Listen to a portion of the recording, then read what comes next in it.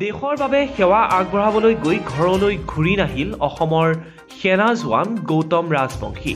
জোৱানজনৰ সলনি ঘৰলৈ আহিল তেওঁৰ সা-সামগ্ৰী। ভাৰতীয় সেনাৰ দুজন বিষয়াই এই সামগ্ৰীসমূহ উভতাই দিয়ে।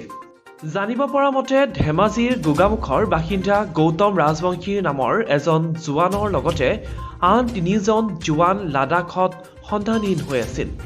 নিয়মীয়া প্ৰশিক্ষণৰ সময়ত মাউণ্ট কুনুৰৰ ওচৰত হোৱা হিমস্খলনৰ পাছত সন্ধানহীন হৈছিল তেওঁলোক। 8 অক্টোবৰত সংঘটিত হৈছিল এই ঘটনা। সন্ধানহীন সৈনিকসকলৰ মৃতদেহ এতিয়ালৈকে উদ্ধাৰ কৰা হোৱা নাই।